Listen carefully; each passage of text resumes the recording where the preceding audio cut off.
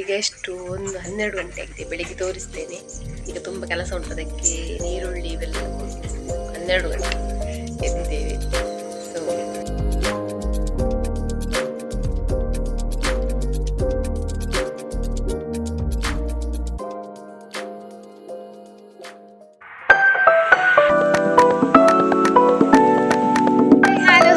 ಎಲ್ಲರೂ ಸೌಖ್ಯದಿದೆ ಅಂತ ಅನ್ಕೊಳ್ತೀನಿ. This is coastal queen vlogs. Welcome back to my channel. ಥಂಬ್ನೇಲಲ್ಲಿ ನೋಡೇ ಇರ್ತೀರಾ. ಮತ್ತೆ ಇವತ್ತು ಬೆಳಿಗ್ಗೆ ಯಾಕೆ ನಾನು ಬೇಗ ವ್ಲಾಗ್ ಸ್ಟಾರ್ಟ್ ಮಾಡಿದ್ದೀನಿ ಅಂದ್ರೆ, ನೀವು ನೋಡಿದ್ರಿ ಆಗ 12 ಗಂಟೆಗೆ ಎದ್ದಿದ್ದೇವೆ. ಅವಳು ಕರು ಹೊಟ್ಟೆ ನೋವು ಆ್ಯಕ್ಚುಲಿ ಅವಳಿಗೆ 10 ಗಂಟೆ ಹಾಗೆ ಸ್ಟಾರ್ಟ್ ಆಗಿತ್ತು ರಾತ್ರಿ. ಇವತ್ತು ಮಾರ್ನಿಂಗ್ 1:30ಗೆ ಹಾಗೆ, ಸಾರಿ 12 ಗಂಟೆಗೆ ಹಾಕಿದ್ದಾಳೆ. 1:30-2 ಗಂಟೆ ಆಗಿತ್ತು ನಾವು ಮಲಗುವಾಗ. ಯಾಕಂದರೆ ಅದನ್ನು ಕ್ಲೀನ್ ಮಾಡಿ ಕರುವನ್ನು ಹಾಲು ಕುಡಿಸಿ ಮತ್ತೆ ಸ್ವಲ್ಪ ಮಲಗಿಸಿ ಎಲ್ಲ ಬರುವಾಗ ಲೇಟ್ ಆಯಿತು ನಮ್ಮದು. ನಿದ್ದೆ ಇಲ್ಲ ರಾತ್ರಿ ಇಡೀ. ಮತ್ತೆ ನನಗೆ ಒಮ್ಮೆ ಎದ್ರೆ ಉಂಟಲ್ಲ ಮತ್ತೆ ನನಗೆ ನಿದ್ದೆ ಬರೋದಿಲ್ಲ. ಸೊ ಹಾಗಾಗಿ ಗುಡ್ ನ್ಯೂಸ್ ಇದೆ. ನನಗೆ ತುಂಬ ಇಷ್ಟ ಕರುಗಳಂದರೆ. ದನಕ್ಕಿಂತ ಸಹ ನನಗೆ ಅವು ಚಿಕ್ಕ ಚಿಕ್ಕ ಕರುಗಳಿರ್ತಾವಲ್ಲ ತುಂಬ ಇಷ್ಟ.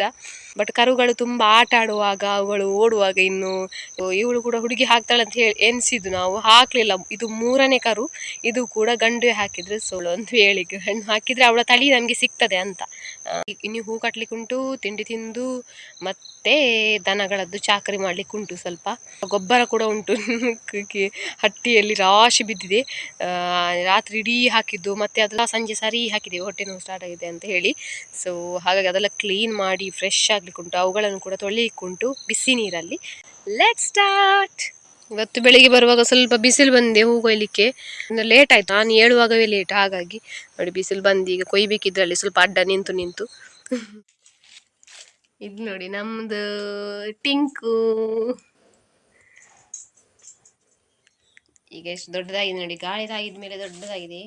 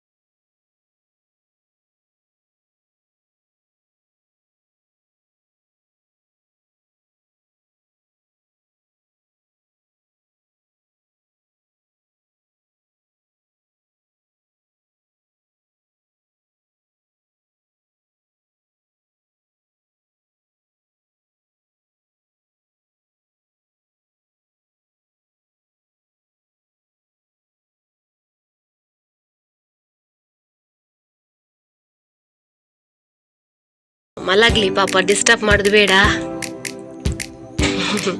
ಕ್ಲೀನ್ ಆಯ್ತು ಈಗ ಕೊಟ್ಟಿಗೆ ಎಲ್ಲ ನೀರು ಹಾಕಿ ಒರೆಸಿ ಗೊಬ್ಬರ ಎಲ್ಲ ತೆಗ್ದೇವೆ. ಎಲ್ಲ 1-2-3 ದಿನದಿತ್ತು ಗೊಬ್ಬರ. ಇಲ್ಲಿ ನೋಡಿ ಒಂದು ಕಲೆ ಆಗಿದೆ. ಬನ್ಸ್ ಮಾಡ್ಲಿಕ್ಕೆ ಹೋಗಿ ಮೊನ್ನೆ ಎಣ್ಣೆ ರಟ್ಟಿದ್ದು ನೋಡಿದ್ರು ನನ್ನ ಮೊದಲ ವಿಡಿಯೋದಲ್ಲಿ. ಸೊ ಎಲ್ಲ ಫ್ರೆಶ್ ಆಯಿತು, ಕ್ಲೀನ್ ಆಯಿತು. ಮಲಗಿದಾನೆ ಕೂಡ. ಇನ್ನು ಅವಳನ್ನು ಸ್ವಲ್ಪ ಸ್ನಾನ ಮಾಡಿಸಿ ಗುಬ್ಬಿಯನ್ನು ಒಳಗೆ ತಂದು ಹಾಲು ಕುಡಿಸಬೇಕು ಅವನಿಗೆ. ಮತ್ತೆ ಗಡಿ ಹಸಿವಾಗ್ತಾ ಇರ್ತದೆ ಕರುಗಳಿಗೆ, ಹಾಲು ಕೊಡ್ತಾ ಇರಬೇಕು. ಈಗ ಹಾಲು ನಾವು ತೆಗಿಬಾರ್ದು ಆ್ಯಕ್ಚುಲಿ, ಕರುಗಳಿಗೆ ಬಿಟ್ಟು ಬಿಡಬೇಕು. ಸೊ ಮತ್ತೆ ಇವಳ ಹುಡುಗ ಕರು ಆಗಿರೋದ್ರಿಂದ ಮಳೆ ನಿದ್ದೆಯಲ್ಲಿ ಇರ್ತವೆ ಹೆಚ್ಚಾಗಿ, ಹೇಳುದಿಲ್ಲ ಕಮ್ಮಿ. ಈಗ ಅವುಗಳಿಗೆ ನಿದ್ದೆ ಜಾಸ್ತಿ. ನೀರು ಅಮ್ಮ ತೆಗಿತಾರೆ, ಆಯ್ತು ಕ್ಲೀನ್ ಮಾಡಿ ಎಲ್ಲ ಗೊಬ್ಬರ ಎಲ್ಲ ಹೊರ ಹೋಗಿದೆ. ಅದಿನ್ನು ನಾಯಿಗಳು ತೆಗಿತೇವೆ. ಅದು ಕರು ಹುಟ್ಟಿದ ಮೇಲೆ ಒಂದು ಕರುಗಳಿರುವ ಚೀಲ, ಅದಕ್ಕೆ ಕಜಾವ್ ಹೇಳ್ತಾರೆ ತುಳುವಲ್ಲಿ, ಇಂಗ್ಲಿಷಲ್ಲಿ ಪ್ಲಾಸೆಂಟ್ ಹೇಳ್ತಾರೆ. ಅದು ಕರು ಹುಟ್ಟಿದ ಮೇಲೆ ಬರುವಂತದ್ದು. ಅದು ಸಹ ಅದರ ಒಳಗೆ ಚೀಲ ಕೂಡ ಅದು ಹೊರಗೆ ಬರಬೇಕು.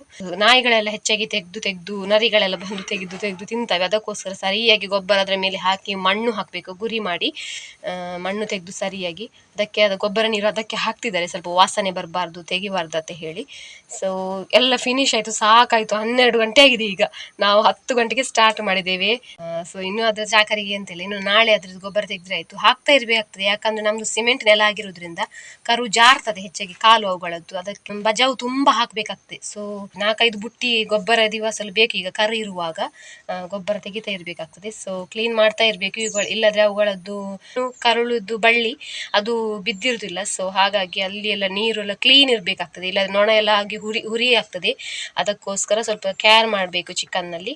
ಇವಳನ್ನು ಹೊರಗೆ ಕಟ್ಟಿದ್ದೇವೆ, ಅಲ್ಲಿ ಗೊಬ್ಬರ ತೆಗಿಲಿಕ್ಕೆ ಹೋಗುವಾಗ. ಅದಕ್ಕೋಸ್ಕರ ಅವಳು ಕರಿತಾ ಇದ್ಲು ಮಗುವನ್ನು, ಒಂದಿನದಲ್ಲ ಅಷ್ಟೇ ಅಲ್ಲ, ಹಾಗಾಗಿ. ಮತ್ತೆ ಇಲ್ಲಿ ಮಲ್ಕೊಂಡಲ್ಲಿ, ಇನ್ನು ಇವಳನ್ನು ಸ್ನಾನ ಮಾಡಿಸಿ ಮತ್ತೆ ಒಳಗೆ ಕಟ್ಟುದು. ಮಧ್ಯಾಹ್ನ ಆಗಿದೆ ಅಲ್ಲ, 1 ಗಂಟೆ.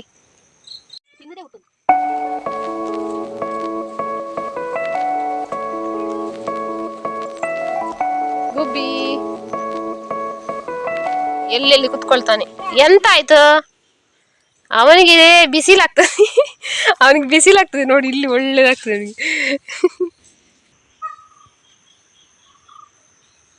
ಹೋಗುವ ಮನೆಗೆ, ಬಾ ಬಾ.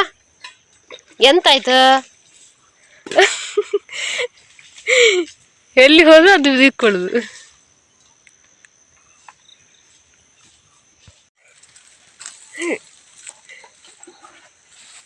ಇವ ಸ್ನಾನ ಮಾಡಿಸುವಾಗ ಇವ ಕೂಡ ಬಂದ ನೋಡಿ ಇಲ್ಲಿ. ಇಲ್ಲಿ ನೋಡ ಹುಡುಗ ಚಿಂಚಿನಿ.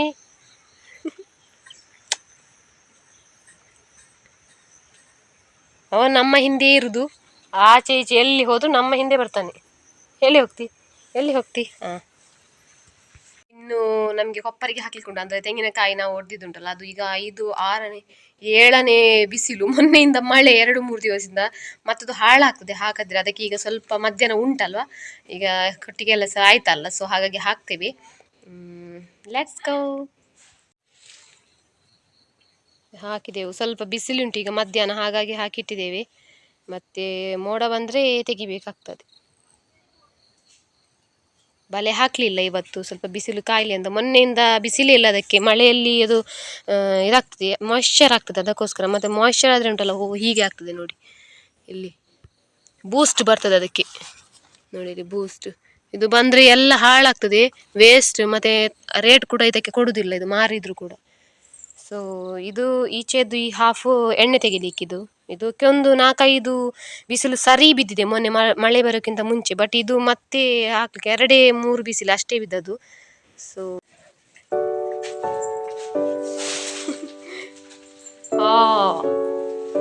ಗುಬ್ಬಿ ಲಕ್ಕ ಅವನಿಯ ಬಾಲೆನು ಕುಡಿತಾಳೆ, ಇಲ್ಲಾದ್ರೆ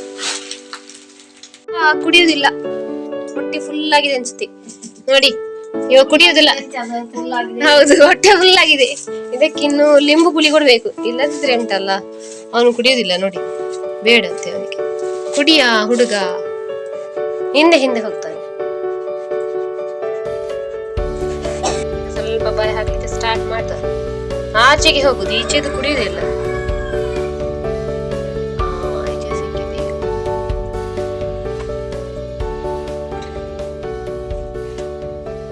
ತಿನ್ನುದು ಬಿಡ್ತಾನೆ ಅಷ್ಟೇ.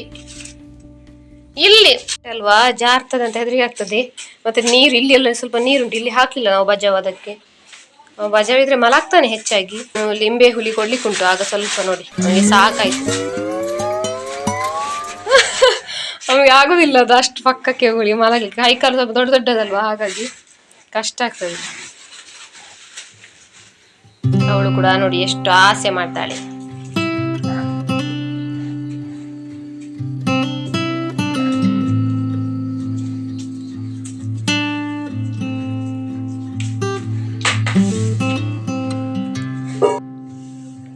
ಹಾಕ್ತೇವೆ ಅಂತ. ಇದು ಮಕ್ಕಳಿಗೆ ಕರುಳು ಬಳ್ಳಿ ಹತ್ರ ಹಾಕ್ತಾರೆ, ಅದು ಸ್ವಲ್ಪ ಇದಾಗಲಿ ಅಂತ, ಡ್ರೈ ಆಗಲಿ ಅಂತ, ಅದಕ್ಕೋಸ್ಕರ. ಅಂಚೆ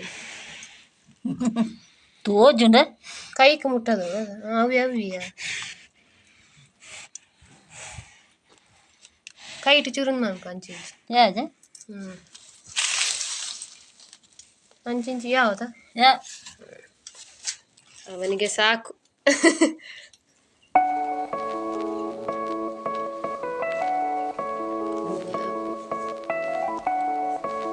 ಬಾಬು ಅಥವಾ ಕ್ಯೂಟಿಯಾ.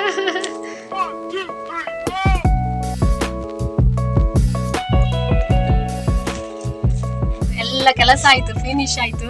ಇನ್ನು ಊಟದ ಟೈಮ್ ಮಧ್ಯಾಹ್ನ. ಸೊ ಊಟ ಮಾಡುವ, ತುಂಬಾ ಲೇಟ್ ಆಯ್ತು, 1 ಗಂಟೆ ಕೂಡ ಹಸಿ ಕೂಡ ಆಗ್ತಾ ಉಂಟು. ಬನ್ಸ್ ತಿಂದದ್ದು ಅಷ್ಟೇ ಮೊನ್ನೆ ಮಾಡಿದ್ದು. ಸೊ ಊಟಕ್ಕೆ ಹೋಗುವ. ಸೊ ಅಪ್ಪ ಬಂಗುಡೆ ಮೀನು ತಂದಿದ್ರು ಬರುವಾಗ ಮಧ್ಯಾಹ್ನ ಊಟಕ್ಕೆ, ಅವರು ಅದನ್ನೇ ಮಾಡುವ ಮಧ್ಯಾಹ್ನ ಊಟಕ್ಕೆ. ಸೊ ಸಾಂಬಾರು ಮಾಡಿದ್ದೇನೆ, ಫ್ರೈ ಮಾಡಲಿಲ್ಲ ನಾನು ಇವತ್ತು. ನಲ್ಲಿ ಊಟ ಆಯ್ತು, ಫಿಶ್ ಕರಿ ಇತ್ತು, ಅಪ್ಪ ತಂದದ್ದು ಮೀನು, ಬಂಗುಡೆ ಮೀನು. ಸೊ ಭರ್ಜರಿ ಊಟ. ಅಮ್ಮ ಮಾರ್ಕೆಟಿಗೆ ಹೋಗಿದ್ರು, ಅಲ್ಲಿ ಆಪಲ್ ತಂದಿದ್ರು. ಇದು ನೋಡಿ ಅವನು ಕೊಟ್ಟದ್ದು ಹಾಳದ್ದು ಕೊಟ್ಟಿದ್ದಾನೆ. ಇವರಿಗೆ ಗೊತ್ತೇ ಆಗುದಿಲ್ಲ ತಗೊಂಡು ಬರುವಾಗ, ಅವನು ಕೊಡ್ತಾನಲ್ಲ, ಇವರು ತಗೊಂಡು ಬರುದು, ಇವರು ತೆಗೆಯುದಿಲ್ಲ. ಮತ್ತೆ ಇದು ಕಿತ್ತಾಳೆ ತಂದಿದ್ರು. ಸೊ ಅದು ತಿನ್ನುವಂತ, ಇದು ಇಟ್ರೆ ಇನ್ನು ಹಾಳ ದೊಡ್ಡದುಂಟು ಕಿತ್ತಾಳೆ. ಇದು ಕೂಡ ಸ್ವಲ್ಪ ಹಣ್ಣಾದದ್ದು ಕೊಟ್ಟಿದ್ದಾನೆ ಅವನು. ಇದು ಜಾಸ್ತಿಯಾಗಿ ಇನ್ನು ಇಟ್ರೆ ಉಂಟಲ್ಲ ನೋಡಿ, ಇದು ಹೀಗೆ ಬರ್ತದೆ ಮತ್ತೆ ಹಾಳಾಗ್ತದೆ ಇದು ಹೀಗೆಲ್ಲ ಇದ್ರೆ.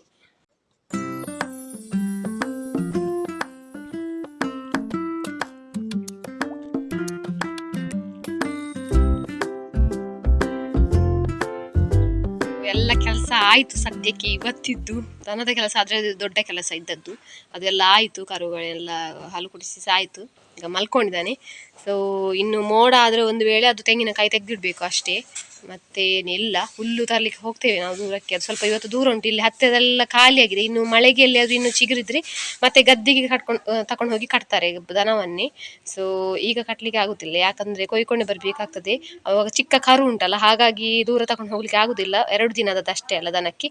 ಸೊ ಹಾಗಾಗಿ ಹಾಲು ಗಡಿ ತಿಂತ ಇರ್ಬೇಕಾಗ್ತದೆ ಕರು, ಅದಕ್ಕೋಸ್ಕರ ಅದು ಹಟ್ಟಿಯಲ್ಲಿ ಇರ್ಬೇಕಾಗ್ತದೆ ಒಂದು 2-3 ದಿವಸ. ಅದನ್ನ ಕಟ್ಲಿಕ್ಕೆ ಆಗುದಿಲ್ಲ ಗದ್ದೆಗೆ ತಕೊಂಡೋಗಿ.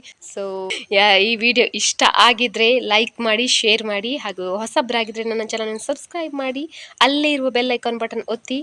ಮುಂದಿನ ವಿಡಿಯೋದಲ್ಲಿ ಇನ್ನಷ್ಟು ಸ್ಪೆಷಲ್ ವಿಚಾರದೊಟ್ಟಿಗೆ ಬರ್ತೇನೆ. ಸೊ ಅಲ್ಲಿ ತನಕ ವೈಟ್ ಮಾಡಿ, ಸ್ಟೇ ಟ್ಯೂನ್ ಆಗಿರಿ ನನ್ನ ಚಾನಲ್ಗೆ. See you in the next vlog. Ta-ta, take care.